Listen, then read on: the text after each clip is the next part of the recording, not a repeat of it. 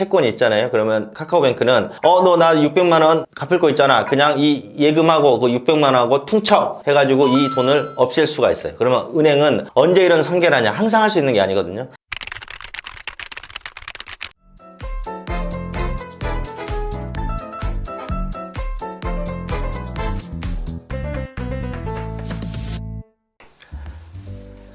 예, 여러분들 이번 시간에 개인회생 통장 사용 여부 및 관리 방법 여기에 대해서 좀 말씀드릴게요. 여러분들 개인회생을 이제 준비하려고 하시는 분들이나 이런 고민하시는 분들이 이제 많은 질문을 해요. 이제 두 가지 경우거든요. 어떤 채무가 많으신 분들이 이미 통장에 압류되어 있거나 압류나 가압류되어 있거나 이런 상황에서 새로운 통장 개설해서 사용할 수 있는지 여부를 질문하시고, 그 다음에 압류는 돼 있지 않아요. 하지만 압류 안 된 통장을 계속 사용할 수 있는지 여부하고 어떻게 관리해야 되는지 많은 질문을 하시거든요. 여기서 좀 정리를 좀 해드릴게요. 우선 원칙적으로 통장은 계속 사용할 수 있습니다. 통장에 돈을 넣고 빼고 그 다음에 자동이체 원칙적으로 사용 가능하거든요. 여러분들 이걸 많이 오해하시는데, 은행이나 법원이 여러분들이 입금하는 스스로 통장에 대해서 뭐 예금을 뭐 강제로 임의대로 몰수한다거나 그 다음에 계좌를 소멸시키게 한다든가 이런 거는 임의대로 할 수가 없어요. 개인회생, 개인파산 재판부도 마찬가지고 은행도 마찬가지예요. 오히려 개인회생 제도는 뭐예요? 우리나라 법률이 통장은 그대로 계속 사용하면서 경제활동을 하라고 개인회생 제도가 있는 거지 통장을 없애라고 있는 게 아니거든요. 그러니까 원칙적으로 통장은 사용할 수 있습니다. 그런데 이제 주의할 게 있죠. 주의할 게 이제 이런 게 있는데, 통장에 압류 가압류된 경우에 이러면 예금 인출 안 되죠.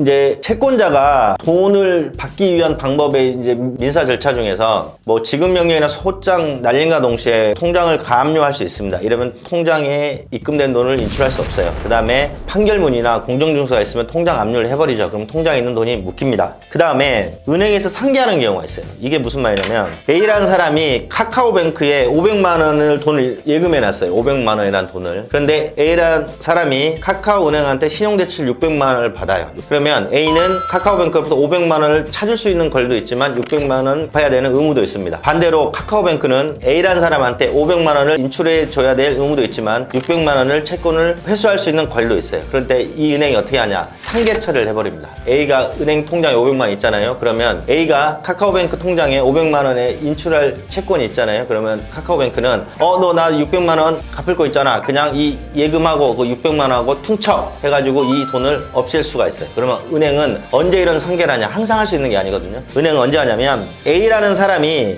카카오뱅크에 연체가 시작되거나 만약에 개인회생이나 뭘 하기 위해서 부채증명서를 발급할 때, 그때 카카오뱅크는 지급정지를 시켜버리고 이렇게 상계처리를 해버립니다. 그러면 어떻게 이제 통장들을 관리해야 되냐? 우선 개인회생이 가장 좋아요. 여러분들 금지명령이 있고 개시결정이라는 게 있어요. 여러분들 금지명령이라는 건 이런 거잖아요. 신청 채무자가 채권 추심을 받지 못하도록 법원의 명령이 금지명령입니다. 그러니까 채권 추심 받지 않는 것도 않는 거지만, 채권자들이 신청 채무자한테 개인회생 재판부를 통하지 않고 개인적으로 채권 추심 행위를 하지 못하게 하는 거예요. 그러니까 금지명령이 딱 발령된 이후에 은행은 상계를 하지 못합니다. 원칙적으로. 뭐 예외는 있습니다. 여튼 금지명령이 발령되면 그 통장에서 아까 말씀 카카오뱅크는 그 예금을 상대할 수가 없어요. 그런데 여러분들 금지명령이 다 나오면 좋지만 안 나오는 경우도 있잖아요. 안 나오신 분들도. 그런데 금지명령이 안 나와도 있잖아요. 추후 개시결정이라는 게 이루어지면 개시결정에는 금지명령의 효력이 자동 부여되는 법적 효력이 있습니다. 그래서 통장은 개인회생을 진행해서 금지명령을 받으시거나 금지명령이 안 나오신 분들도 개시결정을 받으시면 안전하게 사용할 수 있어요. 물론 압류, 가압류가 안 된 통장에 한해서요. 그러면 이거는 조금 은행권이나 금융권 분들한테는 정말 죄송한데, 그러면 개인회생 신청을 고민하시는 분들이 관리하는 통장 방법이 뭐가 좋냐? 실은 은행에서 예금을 다 인출해내는 게 좋습니다. 그 다음에 제2금융권이요. 내가 대출을 안 하고 어떤 채권 채무관계 없는 제2금융권에 통장을 개설하셔가지고 거기다가 돈을 모아두면, 이체해두면 좋습니다. 이건 금융권분들 죄송한데, 이거는 어차피 신청 채무자분들은 예금에 큰 돈이 존재하진 않아요.